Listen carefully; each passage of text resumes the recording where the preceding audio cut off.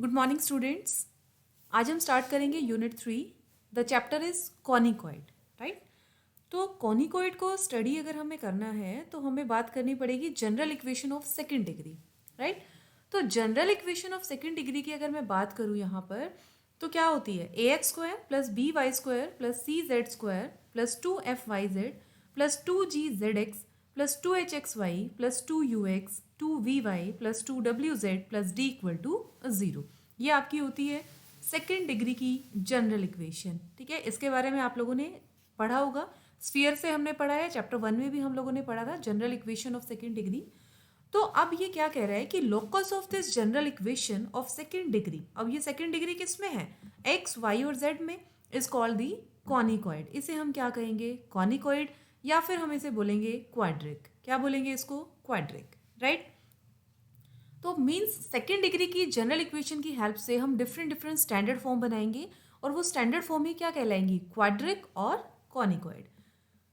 यहाँ पे क्या कह रही है कि the a conicoid can be determin so as to pass through 9 given points. Means अगर आपके पास 9 गिवन पॉइंट्स हैं, आपके पास कितने पॉइंट्स हैं, 9 गिवन पॉइंट्स अगर आपके पास हैं तो आप क्या कर सकते हैं, यहाँ पर different different standard form create कर सकते हैं, ठीक है। और कंडीशन क्या है कि no four of which are coplanar, उनमें से कोई भी 4 कोप्लेनर नहीं होने चाहिए। मीन्स वो सेम प्लेन में लाई ना करें, ठीक है ना, सेम प्लेन में वो लाई ना करें। तो अगर सेम प्लेन में लाई नहीं करेंगे तो हम उसे क्या कहेंगे, कॉनिकॉइड, राइट। चलिए नेक्स्ट हम स्टार्ट करते हैं। By transformation of axes the above equation can be reduce to the following form. अब हम लोग क्या करेंगे, इस स्टैंडर्ड फॉर्म को रिड्यूस करेंगे और डिफरेंट डिफरेंट स्टैंडर्ड फॉर्म हम लोग जो है बनाने वाले हैं। तो फर्स्ट स्टैंडर्ड फॉर्म की अगर मैं बात करती हूँ तो आपके पास आता है हाइपरबोलॉइड ऑफ वन शीट। क्या है, हाइपरबोलॉइड ऑफ वन शीट। आप शेप जैसे कि आप यहाँ देख रहे हैं, शेप आपकी कुछ इस तरह की बनेगी और इक्वेशन क्या रहेगी, x square by A square plus Y square by B square minus z square by c square, ये आपकी जो इक्वेशन रहेगी। दूसरी अगर मैं बात करूं यहाँ पे एलिप्टिक पैराबोलाइड, ठीक है ना, क्या है, एलिप्टिक पैराबोलाइड। तो एलिप्टिक पैराबोलाइड की जो है डायग्राम आपका कुछ इस तरह का रहेगा और इक्वेशन जो है आपकी ये रहेगी। तो क्या है equation, x square by A square plus Y square by B square plus equal to 2Z by C, ठीक है। तो ये आपकी जो है इक्वेशन रहेगी एलिप्टिक पैराबोलाइड के लिए। चलिए नेक्स्ट हम बात करते हैं एलिप्टिक सिलेंडर की। तो इलिप्टिक सिलेंडर की शेप, जैसे कि आप सिंपल जब हम सिलेंडर पढ़ते थे तो इसी तरह का जो है डायग्राम कुछ बनता था हमारा, और शेप हमारी इसी तरह की होती है सिलेंडर की। इसको हम लोग कह रहे हैं इलिप्टिक सिलेंडर। क्या बोल रहे हैं इसको, इलिप्टिक सिलेंडर। तो इक्वेशन क्या रहेगी इसके लिए, x square by A square plus Y square by B square equal to 1, ये आपकी इक्वेशन रहेगी और इसको क्या कहेंगे, इलिप्टिक सिलेंडर। क्लियर। नेक्स्ट हम बात करते हैं हाइपरबोलिक पैराबोलाइड की। तो हाइपरबोलिक पैराबोलाइड की अगर मैं बात करूं तो डायग्राम आपका कुछ इस तरह का बनेगा और इक्वेशन क्या रहेगी, this one, x square by A square minus y square by B square equal to 2Z upon c, right. तो ये आपका हो गया हाइपरबोलिक पैराबोलाइड। इस तरह से हम लोग जो है इसको स्टडी करेंगे। क्लियर। नेक्स्ट जो है डायग्राम मैं आपको बताना चाहूंगी, pair of intersecting planes, right. Equation क्या रहेगी, x square by A square minus y square by B square equal to 0, this is pair of intersecting plane. तो कुछ इस तरह का डायग्राम जो है आपका बनेगा जब कोई भी 2 प्लेन इंटरसेक्ट करेंगे। इक्वेशन आपको ध्यान रखनी है। चलिए नेक्स्ट हम बात करते हैं हाइपरबोलिक सिलेंडर की। तो हाइपरबोलिक सिलेंडर कुछ इस तरह से है, आपको जो सिलेंडर गिवन था उसको अगर मैं बीच में से कट कर दूं, ठीक है ना, और उसके 2 शेप इस तरह की कुछ बन जाएंगी आपकी, तो इस तरह का जो डायग्राम होगा that will be hyperbolic cylinder. तो इसको क्या कहें, इक्वेशन क्या रहेगी, x square by A square minus y square by B square equal to 1। तो ये रहेगा आपका हाइपरबोलिक सिलेंडर। क्लियर। ओके। तो नेक्स्ट हमारा जो शेप है that is parabolic cylinder. What is this, parabolic cylinder. तो पैराबोलिक सिलेंडर जो है कुछ इस तरह का रहेगा और इक्वेशन कुछ पैराबोला की तरह ही इसकी बनती है, y square equal to 4AX square, ठीक है। डायग्राम आपका जो है कुछ इस तरह का बनेगा, तो ये आपको ध्यान रखना है। दूसरी अगर हम बात करें एलिप्सॉइड की, तो एलिप्सॉइड का डायग्राम जो है वो कुछ इस तरह का आपका बनेगा, राइट। और इक्वेशन क्या रहेगी, x square by A square y square by B square plus Z square by c square equal to 1। तो ये आपकी जो है इक्वेशन रहेगी एलिप्सॉइड की। चलिए नेक्स्ट हम बात करते हैं हाइपरबोलॉइड ऑफ टू शीट्स। ठीक है, क्या है हाइपरबोलॉइड ऑफ टू शीट्स। तो हाइपरबोलॉइड टू शीट, देखो सिंगल वन शीट का हमने अभी पीछे पढ़ा था, तो जब टू शीट की हम बात करते हैं तो जस्ट इक्वेशन में ये फर्क आ जाता है, x square by A square minus y square by B square minus z square by c square equal to one. Clear. और हाइपरबोलॉइड अगर आपको टू शीट्स का बनाना है तो इस तरह का जो है कुछ ये डायग्राम आपका बनेगा, इस तरह से अपर और ये डाउन। तो इसमें टू शीट्स हमने यूज कर ली, वहां आपका सिंगल था तो ये चीजें इसके साथ जो है ज्वाइन थी, अब ये इसके साथ ज्वाइन नहीं है क्योंकि ये जो है टू शीट्स का बन गया है आपके पास। ठीक है, तो कुछ इस तरह से जो है ये बन जाएगा आपका। ओके, तो चलिए नेक्स्ट हम बात करते हैं कोन की बात करते हैं अब। तो कोन तो स्टूडेंट्स आपने पढ़ा होगा, जैसे जॉकर की कैप होती है, ठीक है, और बर्थडे कैप होती है। ये डायग्राम आपने 10th क्लास में बहुत बार एग्जांपल्स के साथ पढ़े हुए हैं। तो आज हम यहाँ बात कर रहे हैं कि कौन की इक्वेशन क्या होगी equation, x square by A square y square by B square z square by c square equal to zero. ये जो है आपकी इक्वेशन रहेगी। और डायग्राम कुछ इस तरह का आपने पहले भी देखा हुआ है कि कोन हमारा किस तरह का होता है। ठीक है, तो ये कोन आपका बन जाएगा यहाँ से। क्लियर। तो इस तरह से आपने पढ़ी 10 शेप, यहाँ आपने पढ़ी, एक तो कोन आपका बनेगा, ठीक है, दूसरा आपका हाइपरबोलॉइड ऑफ टू शीट्स, ठीक है, इसी तरह से जो है आपका parabolic cylinder, ellipsoid, hyperboloid of two sheets, right, ellipsoid, इस तरह के डायग्राम जो है ये आपके बनेंगे। ये कहाँ से बने हैं सारे, जो आपने जनरल इक्वेशन ली थी ना सेकेंड डिग्री की, ये वहीं से सारे हमने उनको स्टैंडर्ड फॉर्म में चेंज कर दिया है, इनको रिड्यूस कर दिया है। चलिए अब हम बात करते हैं सेंट्रल कॉनिकॉइड की। किसकी बात करते हैं, सेंट्रल कॉनिकॉइड की। तो बच्चों सेंट्रल कॉनिकॉइड क्या होता है, a conicoid whose all chords through the origin are bisected at the origin. Means सारी की सारी कोड कहाँ से पास करेंगी, ओरिजिन से पास करेंगी, और ये ओरिजिन का क्या काम रहेगा, उस कोड को टू इक्वल पार्ट्स में डिवाइड करना। मीन्स उसका मिड पॉइंट ये बनेगा। ठीक है, तो उसको हम लोग क्या कहेंगे, सेंट्रल कॉनिकॉइड। क्या कहेंगे उसको हम, सेंट्रल कॉनिकॉइड। क्लियर। तो ये सेंट्रल कॉनिकॉइड आपका रहेगा। एक चीज और मैं बताती हूँ आपको यहाँ पे कि सेंट्रल कॉनिकॉइड के लिए जो सेंटर का काम करेगा वो आपका ओरिजिन, मीन्स 0 0 0। ओरिजिन जो होगा वो सेंटर का काम करेगा यहाँ पे। ठीक है, तो उसे हम क्या कहेंगे, सेंट्रल कॉनिकॉइड। क्या कहेंगे उसको हम, सेंट्रल कॉनिकॉइड। चलिए नेक्स्ट एक आर्टिकल हम स्टार्ट कर रहे हैं यहाँ पे। To show that origin bisect all the chords of the ellipsoid which passes through it. Means आपके पास एक एलिप्सॉइड है, जो डायग्राम मैंने अभी आपको ये शो किया था कि एलिप्सॉइड कुछ इस तरह से हमारा बनता है। तो एलिप्सॉइड से पास करती हुई जितनी भी कोड्स होंगी, ओरिजिन उन सबको क्या करेगा, बाइसेक्ट करेगा। और जैसे ही ओरिजिन उनको बाइसेक्ट करेगा तो वो किस एलिप्सॉइड जो है किसका काम करेगा, एक सेंट्रल कॉनिकॉइड का काम करेगा। ठीक है, तो चलिए प्रूफ हम स्टार्ट कर रहे हैं यहाँ पे।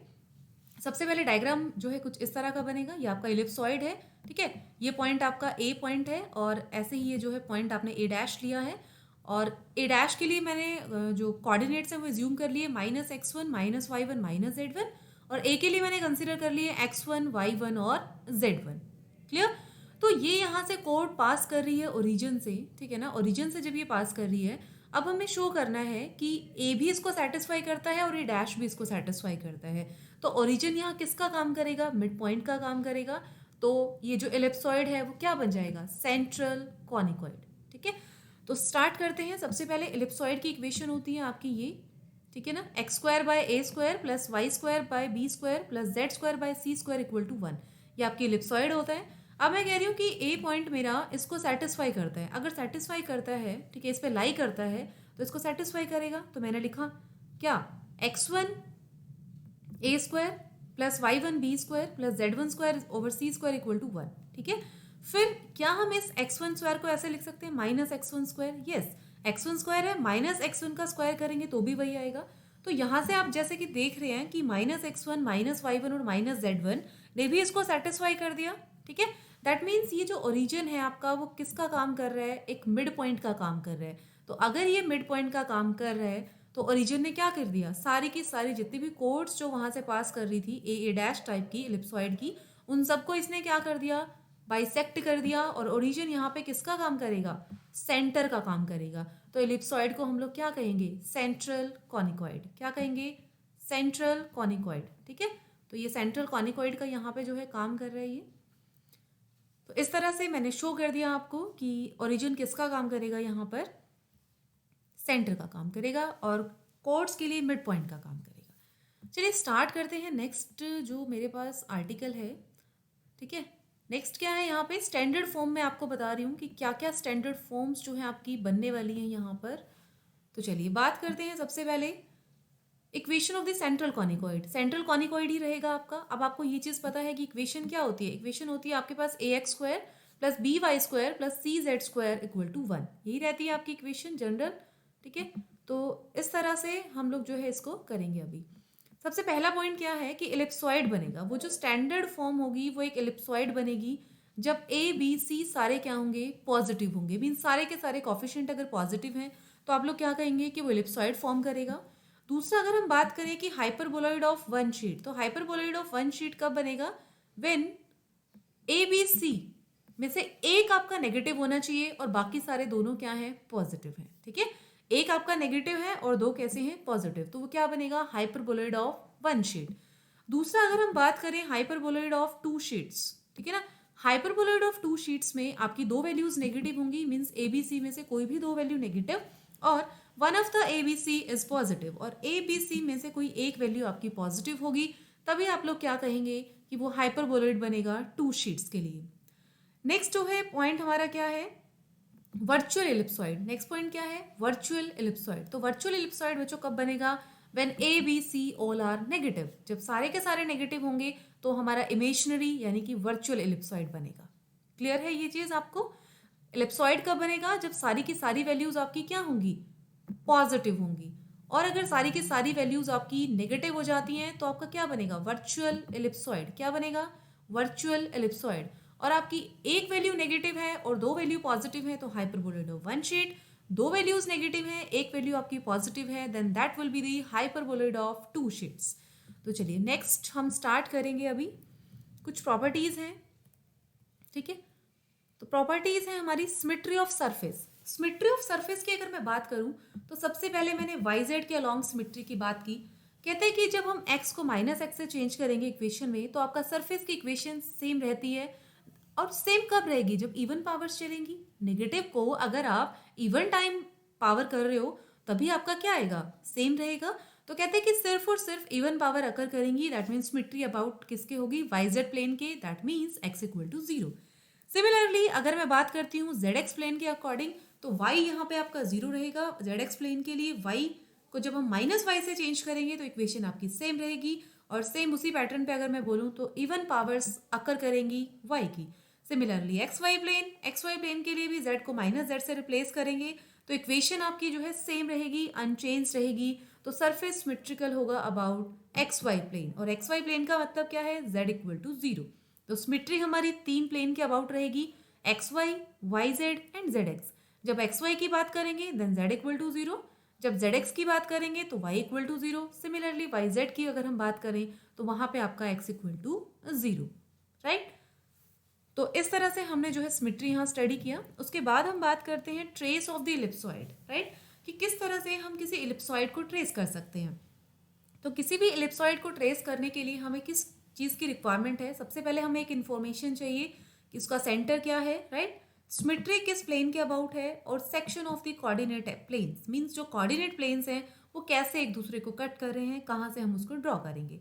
तो सेंटर की अगर मैं बात करूं तो सेंटर का काम कौन करेगा इलिप्सॉइड के लिए, alpha beta gamma is any point on the surface.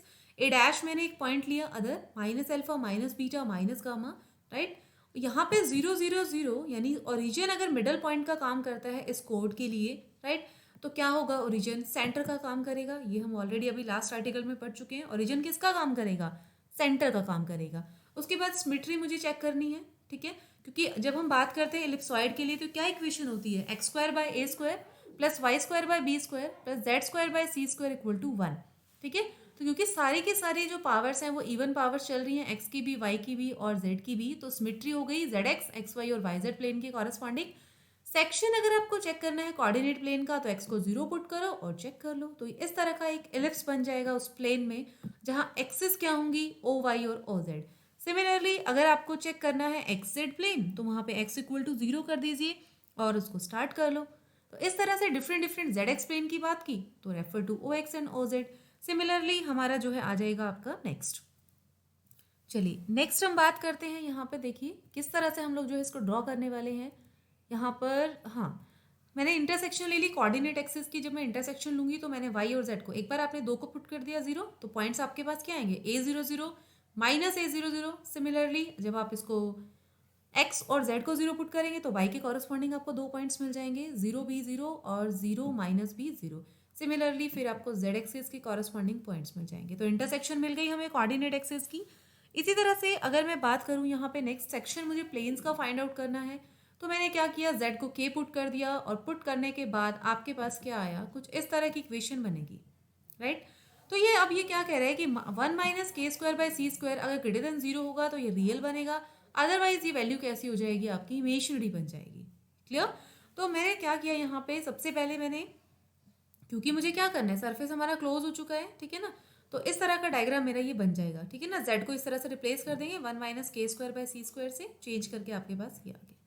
ये दोनों किसका काम करेंगे, सेमी एक्सिस का काम करेंगे। तो सेमी एक्सिस यहाँ पे ड्रॉ कर दीजिए, ठीक है। और इस तरह से ये मेरा एक्स है, ये मेरी जेड एक्सिस है, ये मेरी वाई एक्सिस है, ठीक है। तो डिफरेंट डिफरेंट फॉर्म में जो है आपका क्या बन जाएगा, यहाँ पे वाई एक्सिस के कॉरस्पॉन्डिंग एक एलिप्स बनेगा, ऐसे जेड एक्सिस के लिए, ऐसे एक्स एक्सिस के लिए, और इस तरह से जो है ये डायग्राम कुछ आपका बन के आएगा, जिसे हम क्या कहेंगे, एलिप्सॉइड। क्या कहेंगे इसको, एलिप्सॉइड, ठीक है। और एलिप्सॉइड कुछ आपका एग शेप ले लेता है, ठीक है ना। तो एलिप्सॉइड की जो शेप होती है वो रिजेम्बलेंस होती है आपकी एग के साथ। तो इस तरह से जो है आप लोग एलिप्सॉइड को ड्रॉ करेंगे। सिमिलरली हाइपरबोलॉइड आपको ड्रॉ करना है, सेम चीज़ें, उसमें भी आपको सेंटर फाइंड आउट करना है, सिमेट्री आपको चेक करनी है, फिर आपको सेक्शन देखना है कोऑर्डिनेट प्लेन्स का, फिर आपको इंटरसेक्शन एक्सिस के साथ देखनी है, ठीक है। इसी तरह से आपने सेक्शन देखना है plane parallel to the coordinate planes, और सेम पैटर्न पे आपको जो है इसको पहले सेंटर ड्रॉ करोगे, फिर इसकी एक्सिस को ड्रॉ करोगे, और इस तरह से मेरा हाइपरबोलॉइड बन जाएगा, right. The shape of the surface is shown having two elliptic ends. यहाँ पे जैसा कि आप देख रहे हैं अपर और डाउन दोनों साइड इलिप्स बने हुए हैं, तो हम लोग कह सकते हैं कि इसकी जो एंड और यानी अपर पार्ट और लोअर पार्ट जो है दो इलिप्स है यहाँ पर, तो इलिप्टिक एंड्स है आपका, ठीक है। तो इस तरह से हाइपरबोलॉइड आप लोग ड्रॉ कर सकते हैं। सेम पैटर्न पे आप hyperboloid of two sheets draw कर सकते हैं। उसके लिए भी आप लोग क्या करेंगे, सेंटर फाइंड आउट करेंगे सबसे पहले, उसके बाद आप सिमेट्री चेक करेंगे कि किस एक्सिस के अलॉन्ग, किस प्लेन के अलॉन्ग सिमेट्री है, फिर कोऑर्डिनेट प्लेन्स आप फाइंड आउट करेंगे, then intersection with axis. Pattern आपका सेम रहेगा, एक बार वाई जेड को जीरो, देन जेड एक्स को जीरो, देन एक्स वाई को जीरो, डिफरेंट डिफरेंट आपके पास पॉइंट्स आ जाएंगे। फिर आपने सेक्शन देखना है parallel to the coordinate planes, तो इस तरह से आपका ये बनेगा। आपने एक्स इक्वल टू के किया तो आपके पास आया ये। फिर से वही चीज़, रियल कब होगा, जब K square by A square minus one आपका क्या होगा, ग्रेटर देन जीरो होगा। क्लियर। अब ये क्या कह रहे हैं कि now no portion of the surface lies between X equal to A and X equal to minus A. यहाँ पर K does not lie A and minus A, K जो है आपका ए और माइनस ए के बीच में लाई नहीं करता है, नहीं करता है। दैट मीन्स वहाँ पर आपके पास ए और माइनस ए के बीच में सरफेस का कोई भी पोर्शन नहीं आएगा। तो जो डायग्राम हमारा बनेगा वो कुछ इस तरह का बनेगा। इलिप्टिक एंड यहाँ भी है आपका, तो शेप कुछ इस तरह की होगी। डिटैच्ड पोर्शन हो गए, दो पोर्शन इस तरह के आपके बन जाएंगे, ठीक है। तो ये शेप हो गई हमारी हाइपरबोलॉइड ऑफ टू शेप्स। चलिए नेक्स्ट हम बात करते हैं, यहाँ पे टॉपिक है, डिफरेंट टॉपिक है ये, जो अभी हमने पढ़े उससे थोड़ा सा हटके है, ellipsoid of revolution. Ellipsoid of revolution आपका कब बनेगा, आपने सिंपल सबसे पहले एलिप्सॉइड की इक्वेशन यहाँ पे लिखी है, x square by A square plus Y square by B square plus Z square by C square equal to 1। अब ये कह रहा है कि एलिप्सॉइड ऑफ रिवोल्यूशन कब बनेगा, या तो A square equal to B square हो जाए, या फिर B square equal to C square हो जाए, या फिर C square equal to A square हो जाए। मीन्स कोई भी दो कोफिशिएंट इक्वल हो जाते हैं तो आपका रिवोल्यूशन वाला एलिप्सॉइड बन जाएगा। तो एलिप्सॉइड ऑफ रिवोल्यूशन क्या होगा students, if in the equation of the ellipsoid X square by A square plus Y square by B square plus Z square by C square equal to 1, right, when A square equal to B square और B square equal to C square और C square equal to A square, mean इनमें से कोई ना कोई condition आपकी satisfy कर जाए, then that will be the ellipsoid of revolution. Okay, next हम स्टार्ट कर रहे हैं। आर्टिकल है आपके पास, intersection of a line and a central conicoid. आपने एक कॉनिकॉइड लेना है, सेंट्रल कॉनिकॉइड। अभी मैंने आपको बताया था कि सेंट्रल कॉनिकॉइड क्या होता है, जिसका सेंटर ओरिजिन होता है, जिसका सेंटर ओरिजिन होता है। तो एक लाइन और कॉनिकॉइड का मुझे इंटरसेक्शन कराना है, तो उसके लिए मुझे कंडीशन फाइंड आउट करनी है कि क्या कंडीशन होगी। तो चलिए स्टार्ट करते हैं। सबसे पहले अगर मैं बात करूं तो ये मेरा जो है यहाँ पर सेंट्रल कॉनिकॉइड है। एक पॉइंट मैंने यहाँ ए कंसीडर किया हुआ स्टूडेंट्स, ये this is a, x1 y1 और z1, this is point p and this is point q, right. A की हेल्प से मैंने एक यहाँ लाइन ड्रॉ की है। तो ये कह रहा है कि एनी लाइन, सबसे पहले सेंट्रल कॉनिकॉइड मैंने ले लिया ax² plus by² plus cz² equal to 1, ये मैंने इक्वेशन ले ली। अब मैंने एक लाइन की इक्वेशन ली है जो इस ए पॉइंट से पास करती है, lmn मैंने इसके डायरेक्शन को साइंस कंसीडर किए हैं। So that will be equal to x minus x1 over n, y minus y1 over m equal to z minus z1 over n, and this will be equal to r, right? So any point on this line is this. सबसे पहले x minus x1 by l को जब मैं r के साथ solve करूंगी then that will be lr plus x1. Similarly y minus y1 by m को जब आप r के साथ सॉल्व करोगे तो y1 plus mr आएगा. Similarly z को सॉल्व किया तो z इक्वल टू nr और z1 उधर जाके plus z1.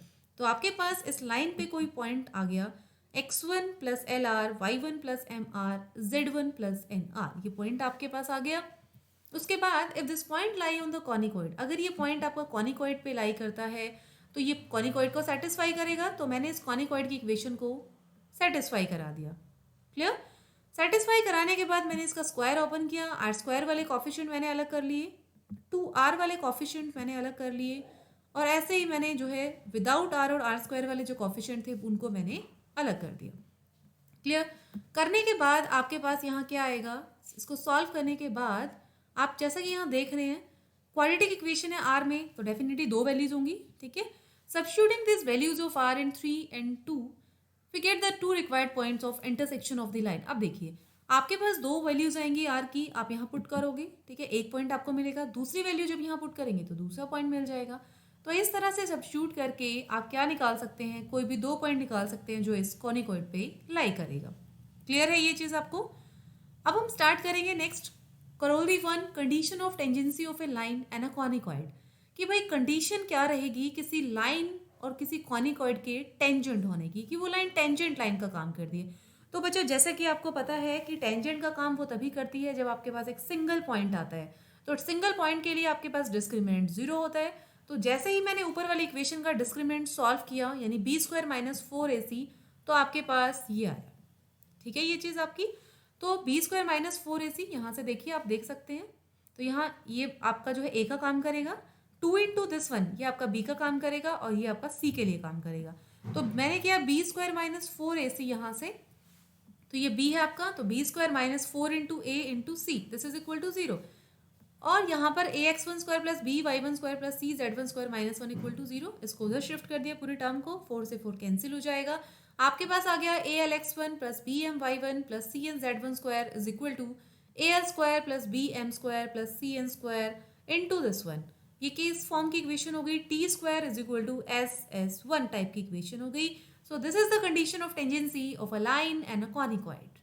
Clear? Now the next corollary is all the plane section of a central conicoid are conic। जितने भी प्लेन सेक्शंस होंगे किसी सेंट्रल कॉनिकॉइड की, वो सब क्या होंगे, कॉनिक होंगे। क्लियर है? तो दो करोली है, टेंजेंसी की कंडीशन मैंने आपकी फाइंड आउट की है, दूसरा जितने भी प्लेन सेक्शंस होंगे सेंट्रल कॉनिकॉइड के वो सब क्या होंगे, कॉनिक होंगे। क्या होंगे वो सब, कॉनिक। चलिए, तो स्टूडेंट नेक्स्ट जो है मेरा टॉपिक वो है टेंजेंट प्लेन, राइट। तो टेंजेंट प्लेन बच्चों क्या होगा, locus of tangent line at a given point of a surface is known as the tangent plane at that point. तो देखो स्टूडेंट, इसको मैं आपको ड्रॉ करके यहाँ बता रही हूँ कि किस तरह से आप लोग कर सकते हैं। मैंने यहाँ एक पॉइंट लिया है, say this point is any point you can take here. Clear? So मैंने एक पॉइंट यहाँ पे लिया है, ये पॉइंट मैंने कंसिडर किया से, यहाँ से मैंने एक लाइन ड्रॉ की इस तरह से, ठीक है, ये इसके टेंजेंट की काम कर रहा है। सिमिलरली मैंने इस पॉइंट से होती हुई एक लाइन यहाँ से ड्रॉ कर दी, इसी पॉइंट से होती हुई मैंने एक लाइन ऐसे ड्रॉ कर दी, इसी से होती हुई मैंने मान लो एक पॉइंट इस तरह से मैंने ड्रॉ कर दी। मीन्स जितनी भी लाइन इससे आप ड्रॉ कर सकते हो इस पॉइंट से होती हुई, उन सब की हेल्प से जो एक प्लेन बनेगा उसे आप लोग क्या कहेंगे, टेंजेंट प्लेन। एक पॉइंट आपने लेना है, डिफरेंट लाइन्स आपने ड्रॉ करनी है, और उन लाइन्स की हेल्प से जब आपका बनेगा तो आप लोग उसे क्या कहेंगे कि वो क्या है, टेंजेंट प्लेन। तो आई थिंक आपको समझ आ गया होगा टेंजेंट प्लेन क्या है।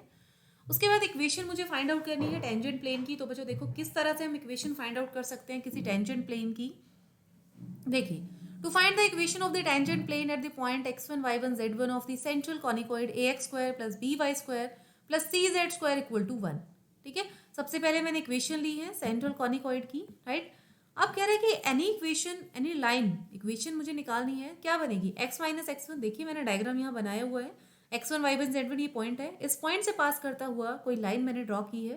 That is x minus x one by l, y minus Y one by m, z minus Z one by n, where l m n are direction cosines. इसको मैंने किसी constant r के equal put कर दिया है. First और r को मैंने सॉल्व किया x1 plus l r. y minus Y one by m को मैंने r के साथ सॉल्व किया तो आपके पास आया y equal to m r plus y one. Similarly z1 plus n r, ये पॉइंट आ गया. अब ये पॉइंट क्योंकि कहाँ लाई करता है? सेंट्रल कॉनिकॉइड पे अगर लाई करता है तो उसको सेटिस्फाई करेगा. तो मैंने क्या किया, इस इक्वेशन को यहाँ पर सेटिस्फाई करा दिया है. तो जैसे ही मैंने इस इक्वेशन को यहाँ सेटिस्फाई कराया तो आपके पास जो है ये फॉर्म आ जाएगी. तो क्वाड्रेटिक इक्वेशन बन गई मेरे पास आर स्क्वायर में. फिर से वही चीज़ कि आप क्वाड्रेटिक है आर में, दो वैल्यूज आएंगी लेकिन इक्वेशन टेंजेंट का काम कर रही है तो रूट्स जो होंगे वो इक्वल होंगे. रूट्स कैसे होंगे आपके? इक्वल होंगे. रूट्स कैसे होंगे? इक्वल रूट्स होंगे. तो अगर ये इक्वल रूट्स हैं आपके तो भाई पॉइंट यहाँ एक चीज़ और आपने करनी है क्योंकि x1, y1, z1 भी कॉनिकॉइड पे लाई करता है तो इस वाली चीज़ को हम जीरो पुट कर सकते हैं. तो इसको रिप्लेस कर दिया मैंने जीरो से.